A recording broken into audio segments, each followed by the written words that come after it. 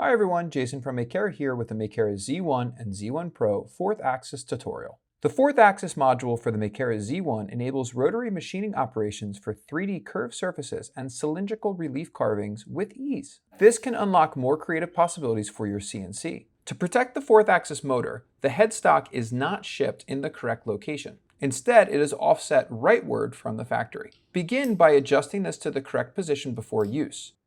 Loosen, but not fully remove, the 4 screws securing the headstock on the bottom plate.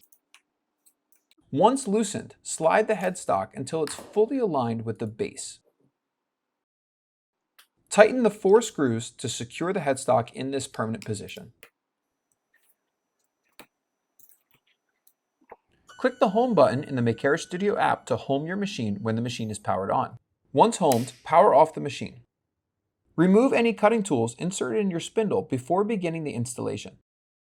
Unscrew the MDF spoil board and remove it from the bed of your CNC. Insert 2 4x11 locating pins in the preset positions on the workbed of your Z1.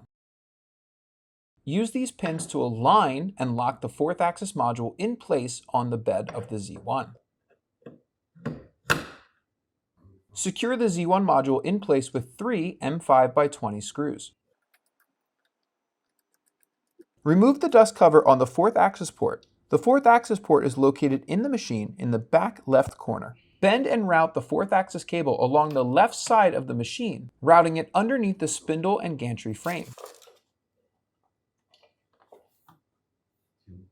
Face the connector buckle inwards and plug it into the port in the back of the machine. Note, never plug or unplug the 4th Axis data cable in while your machine is powered on.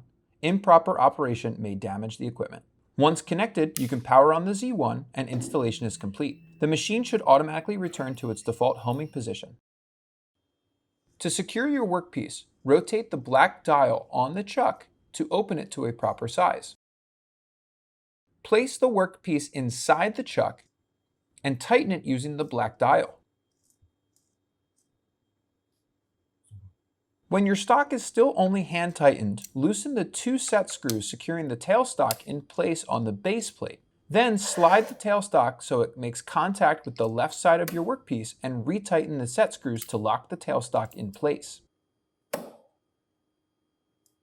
Turn the center screw to tighten the tailstock tip against the workpiece. Avoid excessive force to prevent any workpiece damage when securing. Lastly, fully fasten the workpiece in place using the chuck wrenches. The module is factory fitted with the chuck jaws in reverse mounting for large size workpieces. You can reinstall the jaws forward when clamping small size workpieces.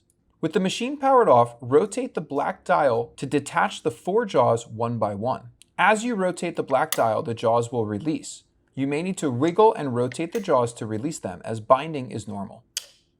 Each jaw is marked with an identification number. Forward mounting installs with the tip inwards in a sequence of 1, 2, 3, 4.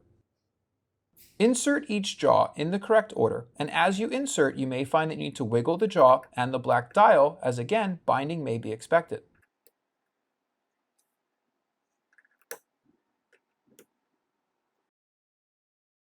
Fully close the chuck using the black dial to ensure that there are 0 gaps between the chuck jaws and indicate a correct installation.